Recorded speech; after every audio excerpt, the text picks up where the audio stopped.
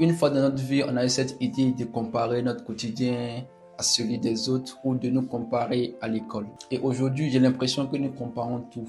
On compare nos vies, on compare nos réussites et on compare nos échecs. Et souvent, on se compare à des personnes dont on ne connaît même pas l'histoire. Je suis Konaté Oumounia Ibrahim et sur cette chaîne, je te parle de motivation, des conseils. Et si cette thématique te plaise, n'hésite pas à t'abonner, à activer la cloche de notification pour ne pas rater les prochaines vidéos. Dans cette vidéo, je te donne 4 raisons pour lesquelles tu ne devrais plus te comparer aux autres. La première des raisons, le piège de la comparaison. La comparaison te fait croire que tu n'avances pas. Et lorsque tu regardes autour de toi, lorsque tu vois toutes ces personnes qui arrivent à voyager, à partir à Dubaï, se prendre des photos dans les endroits luxueux ou dans les piscines, ou des personnes qui arrivent à réaliser leurs projets, des personnes qui arrivent à se faire de l'argent, tu ne te poses pas directement la question de savoir quels sont les sacrifices que ces personnes ont fait, quelles sont les nuits blanches que ces personnes ont passées à travailler sur leurs projets, quels sont les doutes que ces personnes ont émis concernant ces projets, ou quels sont les échecs que ces personnes ont connus jusqu'à ce que ce projet se réalise. Tu ne te bases que sur ce que tu vois, sur l'image, ou on pourrait dire sur la vitrine, alors que tout ce qui se passe derrière cette vitrine ne te concerne pas. Tu n'as pas idée de cela. Et si tu compares ton quotidien au leur, c'est être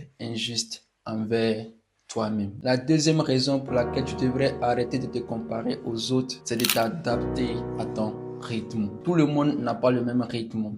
Tout le monde est d'abord différent. Tout le monde ne commence pas au même endroit. Tout le monde n'a pas le même moyen. Tout le monde n'a pas le même soutien. Certains ont des réseaux et d'autres rien du tout. Certains ont été aidés et d'autres ont dû construire tout seul. Par exemple, vous prenez le fils d'un ministre ou le fils d'un cadre. Vous êtes dans la même situation que ces personnes. Vous partiez à l'école. Et lorsque vous finissez vos études, vous êtes maintenant obligé de chercher un travail. Des personnes qui ont des réseaux vont vite intégrer leurs enfants dans les travaux. Et vous serez donc amené à fournir plus d'efforts pour pouvoir rechercher un travail et être plus à l'aise. Et là, ce n'est pas le problème. Le problème, c'est lorsque vous abandonnez votre rythme et vous essayez de copier le rythme des autres auquel vous n'êtes pas adapté. La troisième raison pour laquelle vous devriez arrêter de vous comparer aux autres, c'est que la comparaison vous détruit. À force de vous comparer aux autres, vous commencez à douter de vous-même. Vous commencez à douter de votre intelligence alors que vous n'êtes pas aussi bête que vous l'imaginez. Imaginez-vous être dans une classe et dans cette classe, vous êtes des personnes qui n'arrivaient pas à toujours avoir la moyenne et il y a des personnes qui excellent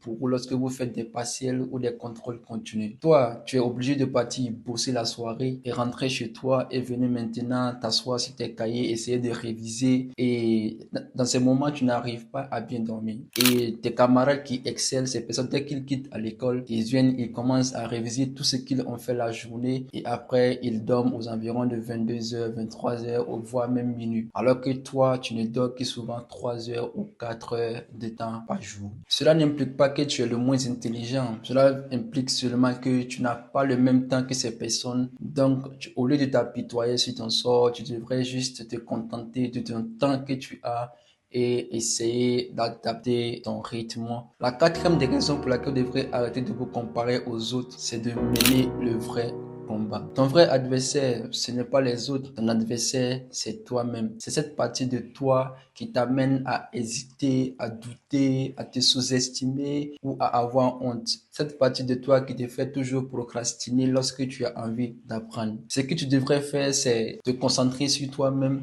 d'être focus sur tout ce que tu fais, le projet que tu entreprends, de ne pas regarder à gauche et à droite comme cette personne Bado lorsqu'elle sort de chez elle et qu'elle a une ambition ou un lieu précis dans sa tête qu'elle doit aller visiter. Elle passe son temps à regarder le spectacle qui se déroule autour d'elle et finit par oublier le but pour lequel elle est sortie. Si tu es arrivé jusque-là, c'est que tu as cette envie de ne plus te comparer aux autres. Et si tu as aimé la vidéo, n'hésite pas à la liker, à la partager avec tes amis, à commenter, donner ton avis et à t'abonner. Et je te dis à la prochaine fois pour une nouvelle vidéo.